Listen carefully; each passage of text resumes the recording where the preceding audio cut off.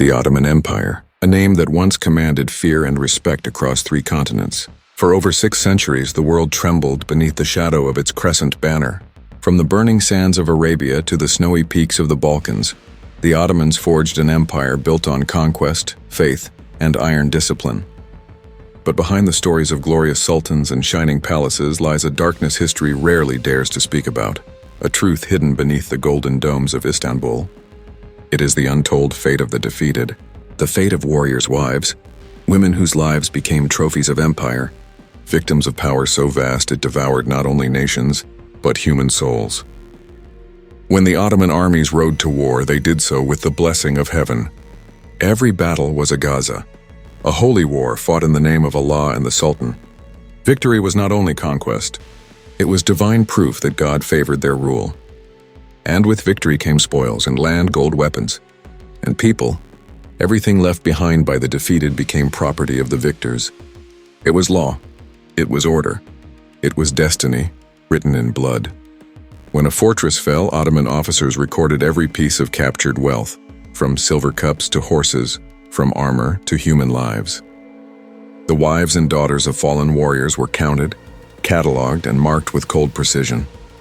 Some were young, some were mothers, some were noble women who had once commanded respect, but once captured, they were stripped of name, title, and identity. Their worth was written in the empire's Eser Defteri, the slave registers, beside a number and a price.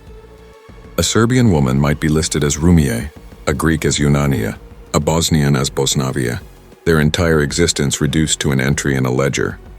These women were not merely prisoners of war, they were symbols. To the Ottomans, conquest meant transformation, absorbing the defeated into the empire, erasing their identity until nothing remained. The wives of warriors were living proof of the Sultan's divine power. Their bodies became tools of empire, their lives silent declarations of Ottoman victory. Some were sent to the slave markets of Bursa and Edirne, where merchants shouted prices beneath the hot sun. Others were transported to Istanbul, where their fate would be decided by officials of the Sultan's household. The most beautiful were chosen for the imperial palace, the heart of Ottoman power.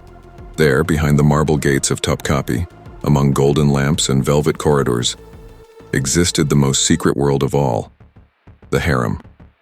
Inside the harem lived hundreds of women from every corner of the empire, Circassian, Greek, Bosnian, Persian, Arab, each one brought by fate or by conquest. To the outside world, it was a place of beauty and luxury, but for many within, it was a prison of silk. The harem was not only a place of pleasure, it was an institution of control. Here, women were trained, renamed, and remade. A Christian girl became Fatima, a Serbian wife became Aisha. They were taught the language, the customs, the prayers. Conversion was not a choice. It was survival. For the wives of fallen warriors, this transformation was worse than death. Their faith was taken. Their children, if any survived, were raised as Muslims and forbidden to remember their fathers' names. To resist meant punishment. To obey meant erasure. Their old lives vanished, replaced by a silence that no one was allowed to break. Ottoman chroniclers rarely mentioned them. The Teveri Ali Osman, the grand chronicles of the empire, celebrated victory and divine order, not human pain. But traces remain in letters, in songs, in the words of foreign witnesses.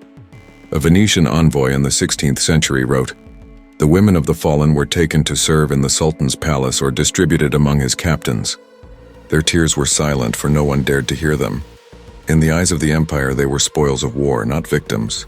The law justified it, faith blessed it, and history turned away." Across the Balkans, legends still whisper of wives who vanished after the Ottoman invasions. Songs passed through generations tell of women who drowned themselves in rivers rather than be taken. In Serbia, mothers warned their daughters never to look upon the soldiers who came with the crescent flag.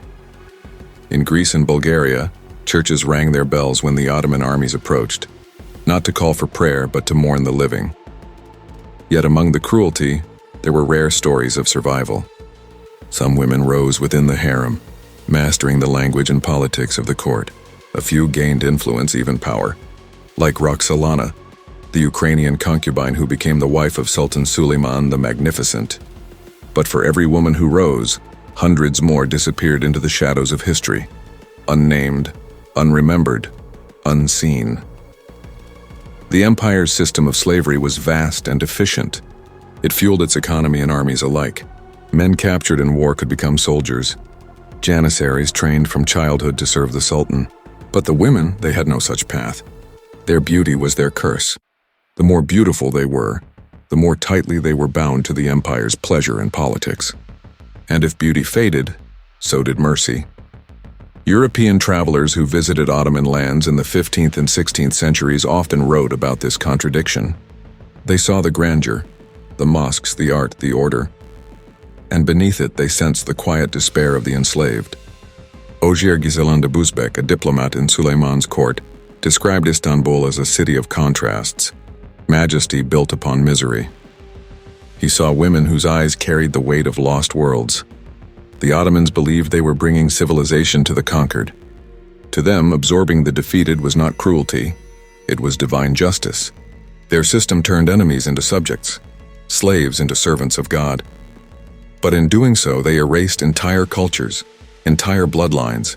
The wives of defeated warriors became instruments of that erasure. Through them, the empire claimed ownership not just of land, but of life itself. In some records, historians like Halil İnalcık and Suraya Faroki describe the empire's slave markets. Thousands of captives taken after every major campaign in the Balkans and Hungary. Each one had a story, a family, a life before the Ottoman sword. And yet in the pages of imperial law, they were simply numbers. The empire justified this system through religion, economics, and tradition. It was efficient, profitable, and merciless. For the conquered women, there was no rescue. European powers rarely intervened, and local uprisings were crushed without mercy. The few who escaped often lived in hiding, carrying memories too painful to speak. Generations later, their descendants remembered only fragments. The accent of a grandmother, a prayer in a forgotten tongue, a story told in secret. Inside the empire, silence was enforced. Speaking of the enslaved was dangerous. Questioning the Sultan's law was treason. And so the suffering of these women remained buried beneath centuries of official history, invisible, yet ever present in the foundations of Ottoman glory. What the Ottomans did to the wives of defeated warriors was not merely an act of war. It was a message, a declaration that resistance meant annihilation, that even the families of the brave would serve the Sultan's will. It was psychological warfare, designed to break the spirit of nations, and in many ways it succeeded. The mosques of Istanbul still stand, their domes glinting beneath the sun. The palaces still echo with the footsteps of history. But behind that beauty lies a silence, the silence of women who had no graves, no names, no voices. Their suffering was hidden beneath marble and gold, forgotten by the chroniclers, erased by time. Yet history cannot remain silent forever. Through scattered records, foreign reports, and the stories carried in folklore, the truth emerges piece by piece, a truth too human to ignore. The wives of the defeated did not vanish. They endured unseen in the bloodlines of an empire that claimed their bodies but could not destroy their memories. Because in the end, power fades. Empires crumble, but the memory of suffering survives, in whispers, in ruins, in the quiet spaces between words. The Ottomans built an empire greater than any before them, but in their greatness they left a shadow that history can no longer hide. And what they did to the wives of the defeated was worse than death. The story of the Ottoman Empire is not just the story of conquest, it is the story of control. And in no part of that control was the empire more methodical, more ruthless than in how it handled the women it took from the defeated. In Part 1, we saw how the wives of fallen warriors were captured, catalogued, and absorbed into the machinery of empire.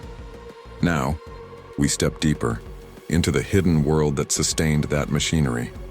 A world of trade, faith, and silence, where the suffering of women became the currency of Ottoman power. After every major campaign, whether it was in the Balkans, the Caucasus, or the Arab lands, the captives were marched in chains behind the victorious armies.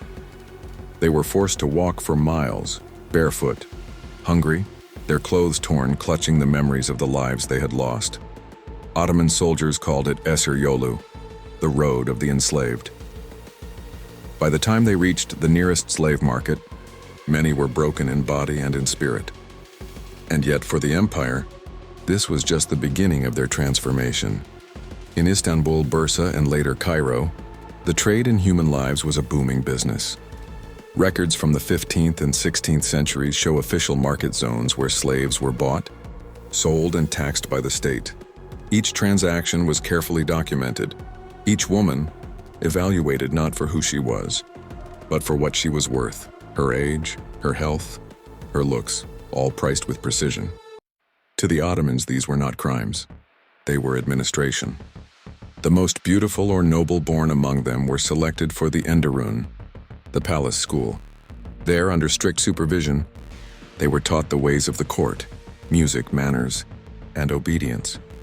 Conversion to Islam was expected, sometimes forced, sometimes disguised, as a path to safety. To resist was to invite punishment or sail to harsher masters. The empire presented this as mercy, the civilizing of captives, but behind that word lay the quiet annihilation of entire identities. Those who entered the harem of the Sultan were given new names, new clothing, new lives. They were told to forget who they had been. To the outside world, the harem was a place of beauty and luxury. To those within, it was a labyrinth of survival, a hierarchy built on fear, where a single mistake could mean exile or death. Women who pleased the Sultan or bore him children rose in rank, gaining wealth and power, but most remained invisible, living and dying behind walls that history rarely looked through. The Ottoman court described them as the Sultan's jewels, but jewels cannot speak. Their silence became the empire's protection. And beyond the palace walls, in the markets of Anatolia and the Arab provinces, countless others suffered far worse fates. Older women, or those deemed less valuable, were sold cheaply to provincial lords, merchants, or soldiers. Some ended up as household servants, laboring until they collapsed. Others became concubines in remote fortresses or farmlands. There were even reports, recorded by European envoys, of women exchanged like commodities between commanders after battles, gifts to cement alliances or loyalty. For the empire, this was not cruelty. It was control. By taking the wives and families of their enemies, the Ottomans ensured no rebellion could rise again. A man who had lost his wife, his children, his name, had lost his will to fight. It was psychological warfare, centuries before the term existed. Soft pause, wind through ancient stone corridors. But the story does not end with their capture, because once inside the empire, some of these women's children grew up to serve the very system that enslaved their mothers. Through the Dev Shirma system, the collection of Christian boys for the Janissary Corps, the sons of conquered families were converted, trained and made to fight for the Sultan. Many became generals, governors or viziers, loyal to the empire that had taken everything from their bloodline. The wives of the defeated, therefore, became mothers of the empire's own soldiers. Their wombs became weapons of Ottoman assimilation. It was a chillingly efficient cycle. Conquest, capture, conversion, control, and at its heart were the women who had once been the wives of the brave, turned into the mothers of their conquerors.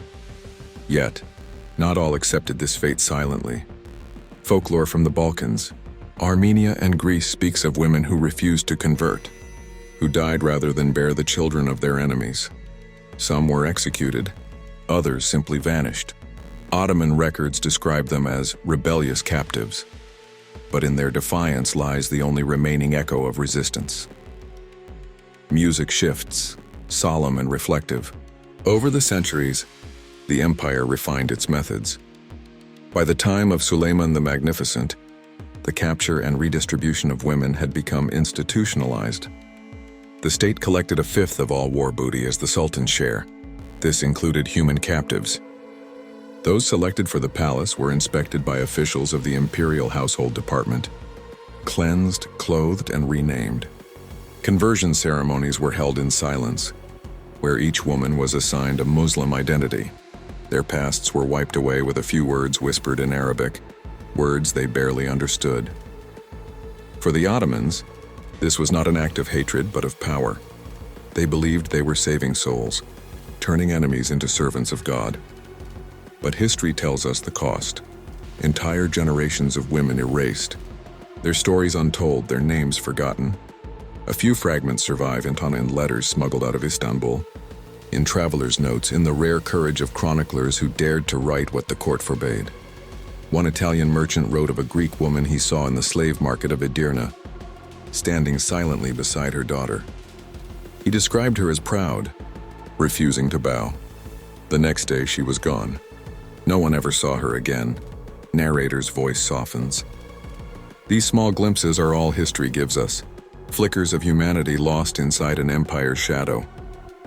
But they remind us that behind every Ottoman victory, there were unseen tragedies. For every fortress taken, there were homes destroyed. For every sultan's triumph, there were widows and mothers who paid the price. As centuries passed, the system began to decay. By the 18th and 19th centuries, as European powers rose and the Ottoman Empire weakened, the trade in human lives began to fade. Pressure from the West, the rise of abolitionist movements, and changing Islamic interpretations all contributed to its decline. By the mid-1800s, the empire officially banned the slave trade, but the memory of what had been done could not be erased so easily. In the songs of the Balkans, in the whispers of Anatolia, the stories lived on, and yet even today, Ottoman history is often told through the lens of glory, the architecture, the art, the power. Rarely do we speak of those who built that glory through their suffering. The empire's grandeur hides its victims behind walls of silence, but every empire leaves behind ghosts. And the ghosts of the Ottoman wives, the wives of the conquered, still linger in the quiet corners of history. Music swells, slow, tragic strings. They were more than slaves. They were witnesses. They saw empires rise and fall, sultans come and go. They lived through the darkest heart of power, and though history forgot their names, their silence remains its own testimony. So when we speak of the Ottoman Empire, of its greatness, its art, its legacy, we must also remember the unseen cost. The women who bore the empire's weight without choice, without mercy, without voice. Because their suffering was not written in books or carved in stone, it was carried in whispers, in blood, in tears that fell behind locked palace doors. What the Ottomans did to the wives of defeated warriors was not just a story of slavery. It was the systematic breaking of entire peoples. It was the transformation of grief into obedience, of defiance into silence. And perhaps that is why history turned its face away, because to tell their story is to confront the empire's darkest truth, that its might was built not only on the strength of men, but on the suffering of women who never chose their fate. Music fades, long silence, then narrator's closing line. Their voices are gone, but their silence still speaks. A silence deeper than death itself. And in that silence lies the price of empire.